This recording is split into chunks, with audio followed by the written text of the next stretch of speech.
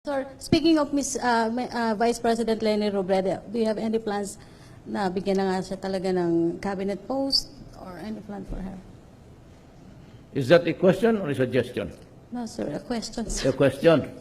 Okay, I'll satisfy everybody because that is the question that everybody, every media that I get to meet, especially up and close personal, you'd always say, anong ibigay mo kay Leni? Now, are you a friend of Leni? Do you have a way of communicating with Leni Robredo, the Vice President? Can you call her now? No, sir. Ito to. No, sir. Nababasa ko lang, sir, na she expressed her desire to have a cabinet post and to join with your... Do you have the number of Leni? Call her. Because I will tell her what you are asking me always. Gabi. Gusto na ba tanong? Tapos nga na yun. Oh, you listen.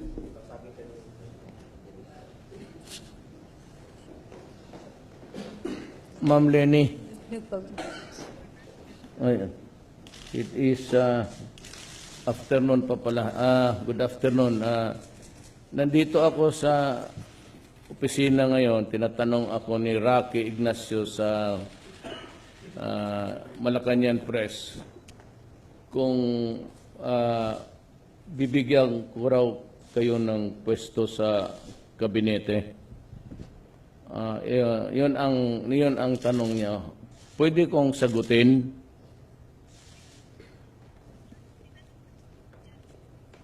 At tinanong ko rin.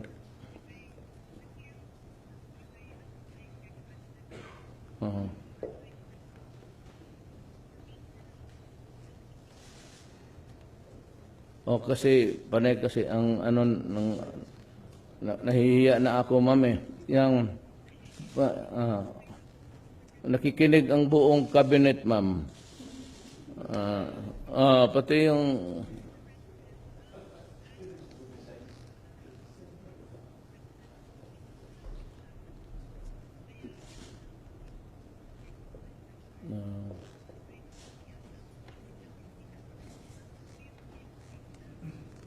kasi gusto ko, alam mo ma'am kasi, naman kita para mahinto na itong tanong-tanong.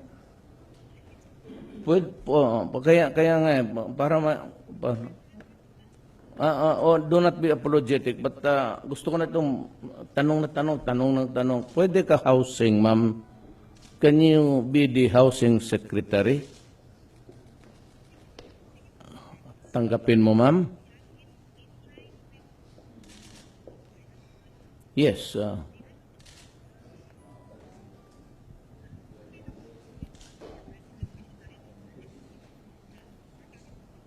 Wag na, ma'am, kunin mo na lang the executive secretary will hand you the appointment. So mahinto na ito, ma'am, kasi tatanggapin mo man kaya. Sige, ma'am, so that you'll be on time with the next cabinet meeting and even on security matters para you'll be kept abreast of what is happening to our country. Just for you to know. The constant and insistent demand, especially coming from media, the Philippines, regarding the state of where the right for information, I have decided to hurry up the process. I have the copy now, the draft, and this is the one executive order, freedom of information. I would like just to read the opening statement. Operationalizing in the executive branch the people's constitutional right to information and the state of policies of full public disclosure and transparency in public service and providing guidelines therefore. Now, first, I would like to remind everybody that I can only bind the executive department, my branch of government. I cannot bind the other two, the judiciary and Congress, because of the separation of powers. But it is up to Congress also, if they want, that they can file and maybe come up with a copy of the Freedom of Information Law. This is just an executive order. So, this will be implemented the very least next week. This was just submitted to me after the cabinet meeting, and I have to review it personally. On the drug front, I have the three personalities that are behind in the operation and the trafficking of drugs in this country. You would notice later on, I'll give you a copy, that most of them are inside the National Penitentiary. This would show to you how corrosive and how maybe lawak the dimensions of our problems regarding drug. So, ang nandito is si Wu Tuan alias Peter Ko. He is a triad member on operating the Luzon and the NCR. He's inside the prison, but he's the one directing the traffic of the drug operations in Luzon. He's currently in jail. Leader of Bilibid 19, I don't know what this means. And the other one is Peter Lim alias Jaguar, triad of the Visayas. Now, there was an earlier report that a certain Jaguar was killed in Cebu, or I do not know, for lack of information. But he's dead, but he's not the Jaguar that is the leader of the operation for the Visayas. He is also inside the National Penitentiary. And because there is the level of participation, you would notice that Garbo is indicated in the line of hierarchy. And the other one is Herbert Colanco. He is also inside the prison.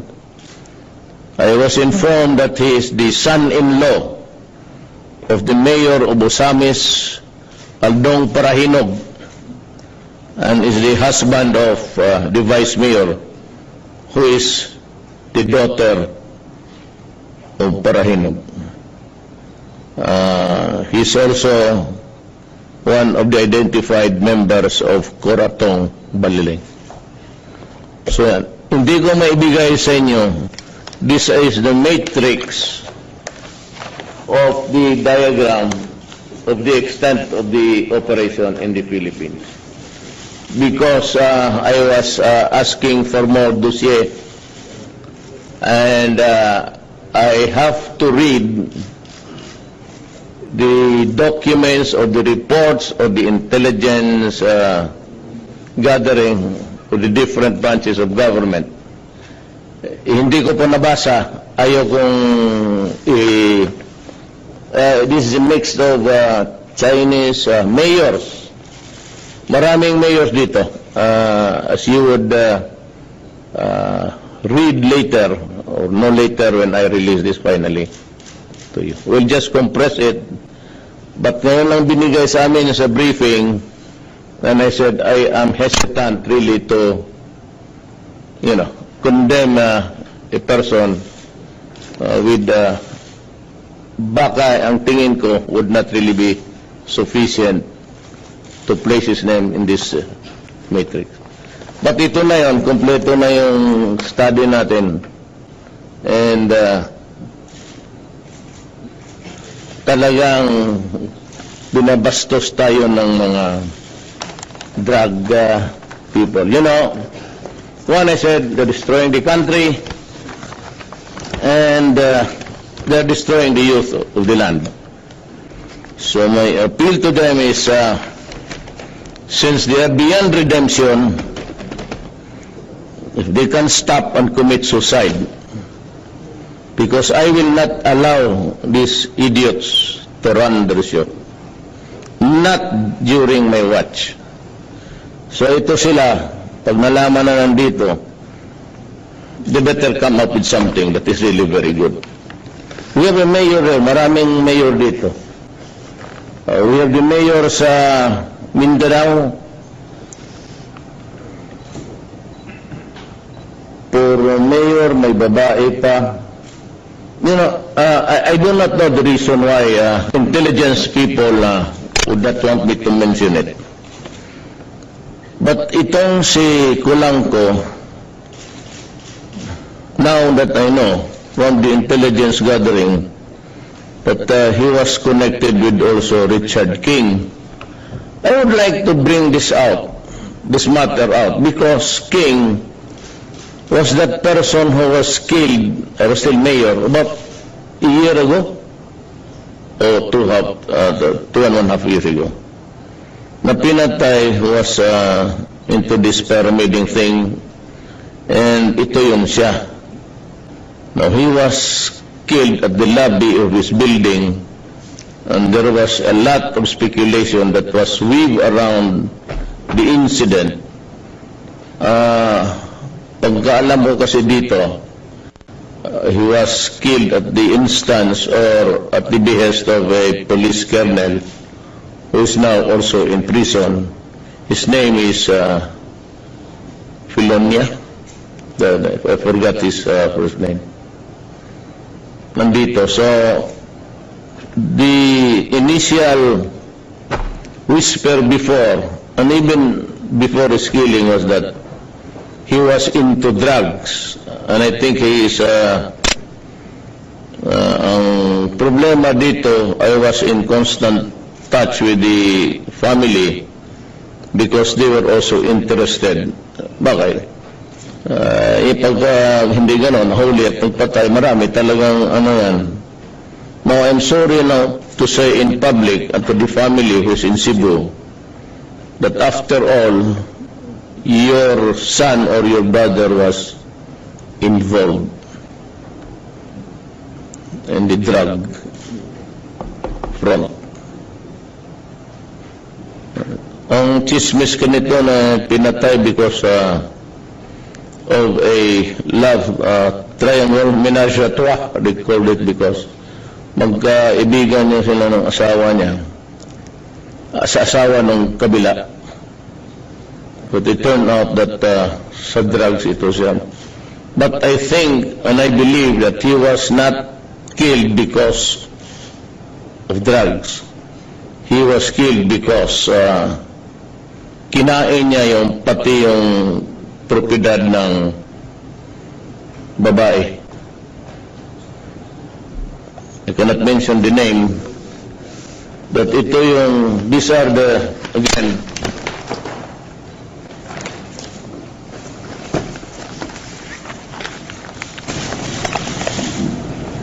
maraming mga mayor dito. We are running the show. The next presentation would be after I shall have reviewed them, the files, the documents against them, and I'm satisfied. Bibitawan ko na to. And malawak to, mga mayor, karamihan. Police, Chinese, pati mga mayor. And you will have it maybe the next week. So that is the presentation for the day. Para malaman lang ninyo, it's really very sad alam mo,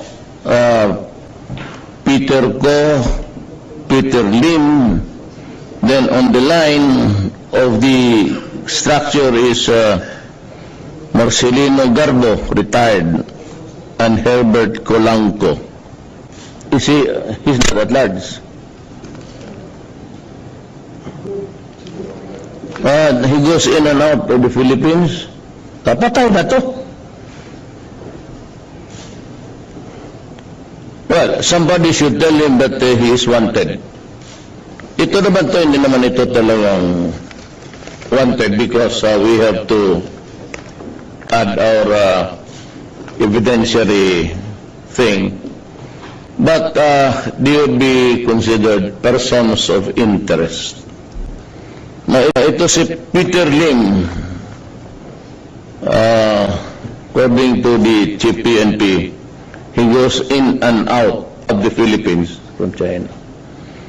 Now, if he has friends here, sabihin mo sa kanya, the moment he lands at Naya, he will die.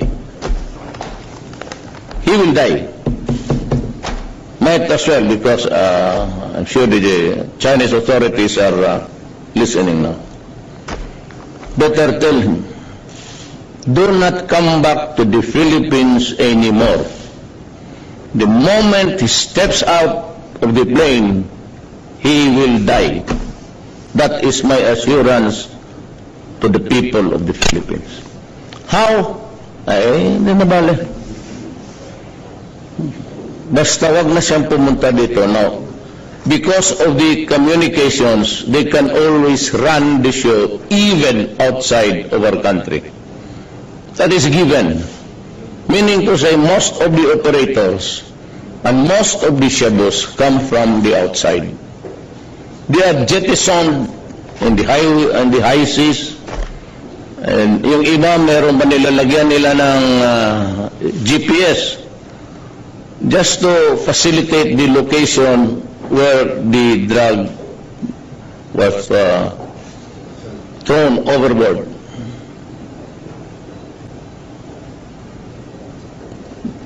Hindi na bale, in due time, in the fullness of God's time, we will solve the problem, the drug problem of the Philippines. I'm just warning this Peter Lim and Peter Ko, do not escape from prison. You will die. Colanco, never try to go out of prison. You will die. And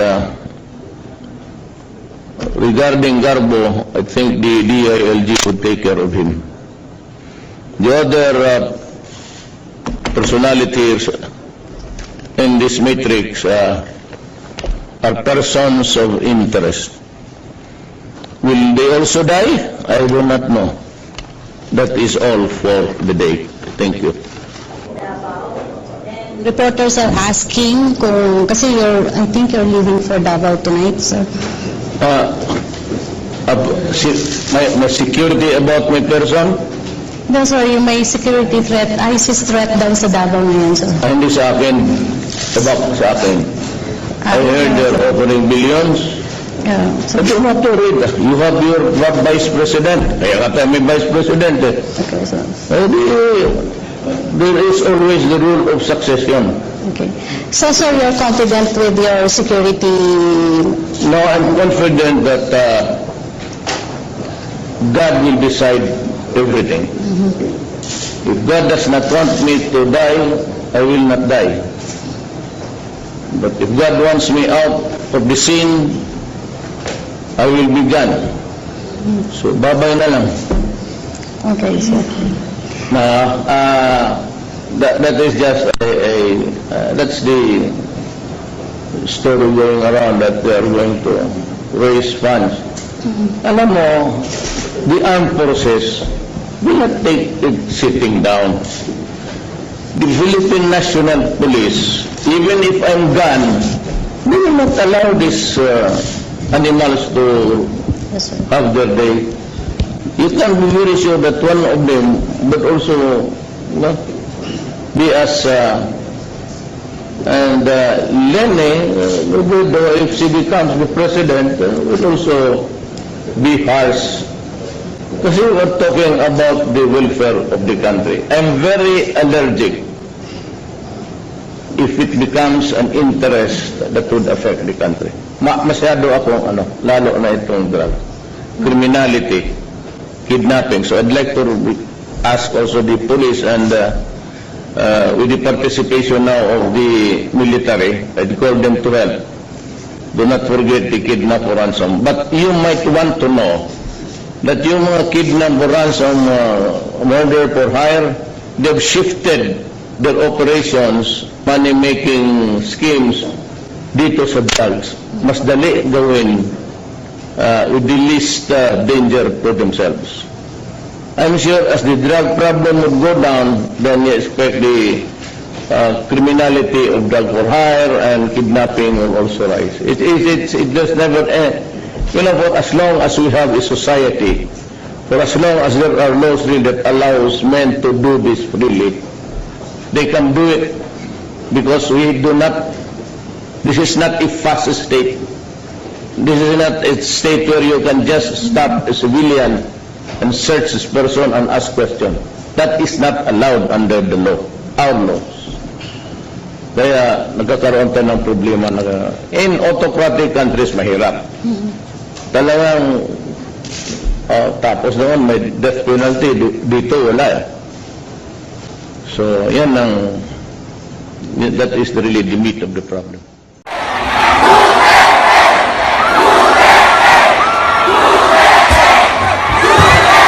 Because there is the level of participation, you would notice that Garbo is indicated in the line of hierarchy. And the other one is Herbert Colanco. He is also inside the prison. I was informed that he is the son-in-law of the mayor of Osamis, Aldong Parahinog, and is the husband of the vice mayor, who is the daughter of Parahinog. He's also one of the identified members of Coratong Baliling. So, hindi ko maibigay sa inyo, this is the matrix of the diagram of the extent of the operation in the Philippines. Because I was asking for more dossier, and I have to read the documents or the reports or the intelligence gathering of the different branches of government. Hindi ko po nabasa, ayaw kong this is a mix of Chinese mayors. Maraming mayors dito. As you would read later, or no later when I release this finally to you. We'll just compress it. But ngayon lang binigay sa amin sa briefing, and I said I am hesitant really to, condemn a person with baka ang tingin ko would not really be sufficient to place his name in this matrix. But ito na yun, kompleto na yung study natin. And talagang binabastos tayo ng mga drug people. You know, one I said, they're destroying the country, and they're destroying the youth of the land. So my appeal to them is, since they are beyond redemption, if they can stop and commit suicide, because I will not allow these idiots to run the show. Not during my watch. So ito sila, pag nalaman na nandito, they better come up with something that is really very good. We have a mayor there, maraming mayor dito. We have the mayor sa Mindanao, puro mayor, may babae pa. You know, I do not know the reason why intelligence people would not want me to mention it. But itong si Kulangko, now that I know from the intelligence gathering that he was connected with also Richard King, I would like to bring this matter out, because King was that person who was killed, I was still mayor, about a year ago, or 2.5 years ago, na pinatay, who was into this pyramiding thing, and ito yun siya. Now, he was killed at the lobby of his building, and there was a lot of speculation that was weaved around the incident. Pagkaalam ko kasi dito, he was killed at the instance or at the behest of a police colonel who is now also in prison. His name is Filonia. I forgot his first name. Nandito. So, the initial whisper before, and even before his killing, was that he was into drugs. And I think he is, ang problema dito, I was in constant touch with the family because they were also interested. Bakit? Hindi ganon, huli at pagpatay, marami talagang ano yan. Now, I'm sorry now to say in public and to the family who's in Cebu that after all, your son or your brother was involved in the drug front.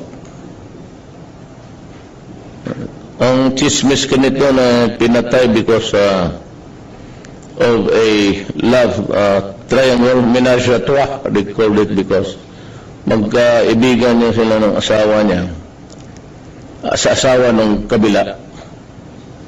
But it turned out that sa drugs ito siya. But I think and I believe that he was not killed because of drugs.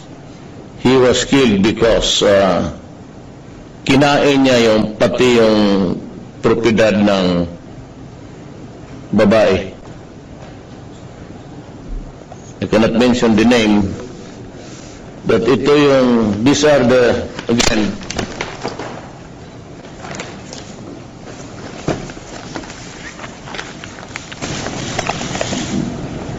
maraming mga mayor dito. We are running the show. The next presentation would be after I shall have reviewed them, the files, the documents against them, and I'm satisfied. Bibitawan ko na to. And malawak to, mga mayor, karamihan. Police, Chinese, pati mga mayor. And you will have it maybe the next week. So that is the presentation for the day. Para malaman lang ninyo, it's really very sad. Alam mo, Peter Go, Peter Lim, then on the line of the structure is Marcelino Garbo, retired, and Herbert Colanco. You see, he's not at large. He goes in and out of the Philippines. Kapatay na to. Well, somebody should tell him that he is wanted. Ito naman to, hindi naman ito talagang wanted because we have to... Para you'll be kept abreast of what is happening to our country. Just for you to know. The constant and insistent demand, especially coming from media, the Philippines, regarding the state of where the right for information. I have decided to hurry up the process. I have the copy now, the draft, and this is one executive order, freedom of information. I would like just to read the opening statement. Operationalizing in the executive branch the people's constitutional right to information and the state of policies of full public disclosure and transparency in public service and providing guidelines therefore. Now first I would like to remind everybody that I can only bind the executive department, my branch of government. I cannot bind the other two, the judiciary and Congress, because of the separation of powers. But it is up to Congress also, if they want, that they can file and maybe come up with a copy of the Freedom of Information Law. This is just an executive order. So this will be implemented the very least next week. This was just submitted to me after the cabinet meeting, and I have to review it personally. On the drug front, I have the three personalities that are behind in the operation and the trafficking of drugs in this country. You would notice later on, I'll give you a copy, that most of them are inside the National Penitentiary. This would show to you how corrosive and how maybe lawak the dimensions of our problems regarding drug. So, ang nandito is si Wu Tuan alias Peter Ko. He is a triad member on operating the Luzon and the NCR. He's inside the prison, but he's the one directing the traffic of the drug operations in Luzon. He's currently in jail. Leader of Bilibid 19, I don't know what this means. And the other one is Peter Lim alias Jaguar, triad of the Visayas. Now, there was an earlier report that a certain Jaguar was killed in Cebu, or I do not know, for lack of information. But he's dead, but he's not the Jaguar that is the leader of the operation for the Visayas. He is also inside the National Penitentiary. And at our evidentiary thing, but they would be considered persons of interest. Now, ito si Peter Lim, according to the Chief PNP, he goes in and out of the Philippines from China. Now, if he has friends here, sabihin mo sa kanya, the moment he lands at Naya, he will die. He will die. Might as well, because I'm sure the Chinese authorities are listening now. Better tell him, do not come back to the Philippines anymore. The moment he steps out of the plane, he will die. That is my assurance to the people of the Philippines. How? Ay, hindi na bale. Basta wag na siyang pumunta dito. Now, because of the communications, they can always run the show even outside of our country. That is given. Meaning to say, most of the operators and most of the shadows come from the outside. They are jettisoned in the high seas. And yung iba, meron pa nilalagyan nila ng GPS just to facilitate the location where the drug was thrown overboard.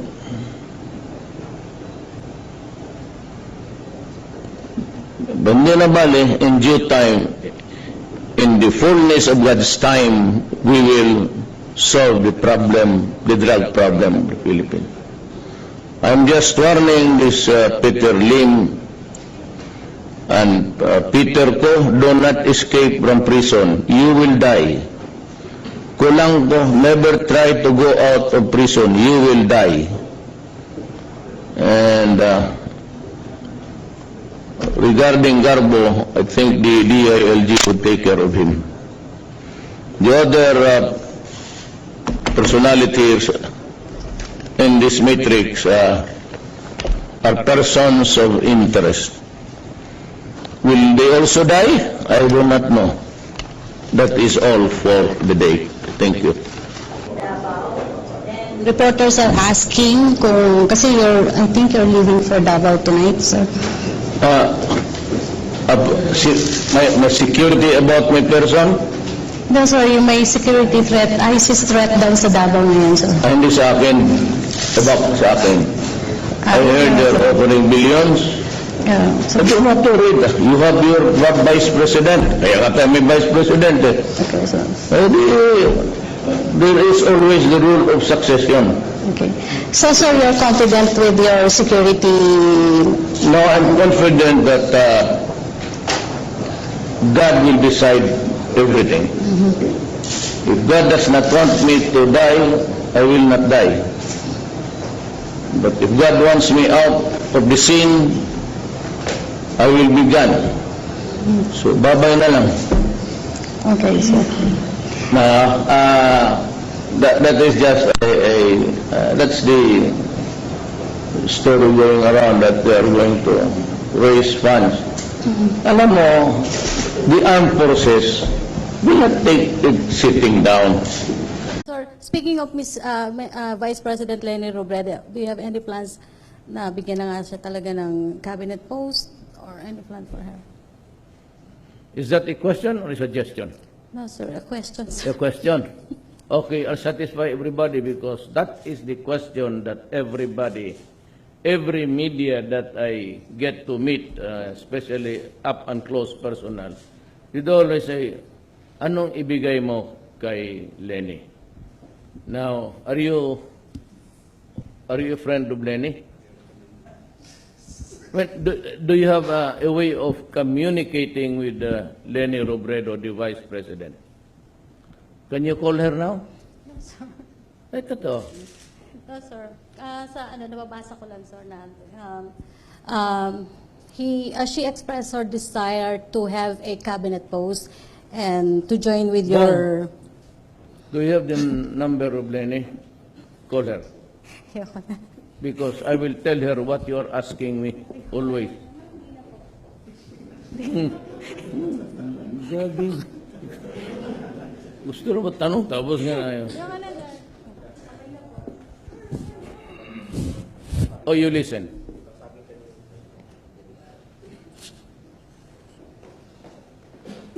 Ma'am Leni. It is afternoon pa pala. Good afternoon. Nandito ako sa opisina ngayon. Tinatanong ako ni Rocky Ignacio sa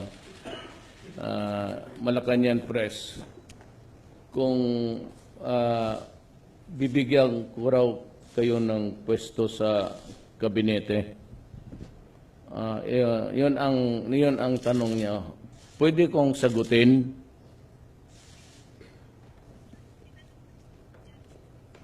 At tinanong ko rin.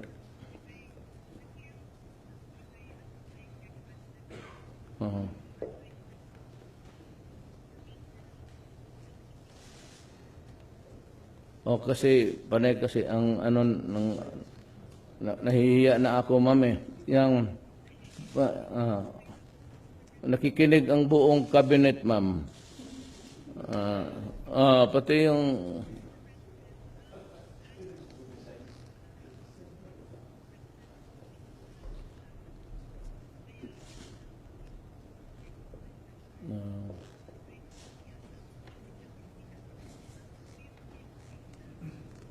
kasi gusto ko, alam mo ma'am kasi, naman kita para mahinto na itong tanong-tanong.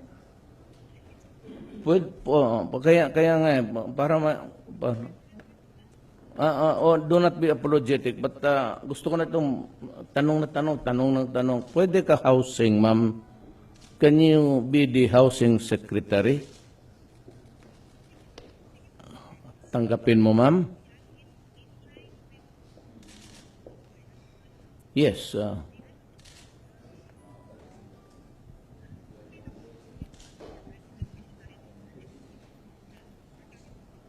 Wag na ma'am, kunin mo na lang the executive secretary will hand you the appointment. So mahinto na ito ma'am kasi tatanggapin mo man kaya. Sige ma'am, so that you'll be on time with the next cabinet meeting and even on security matter.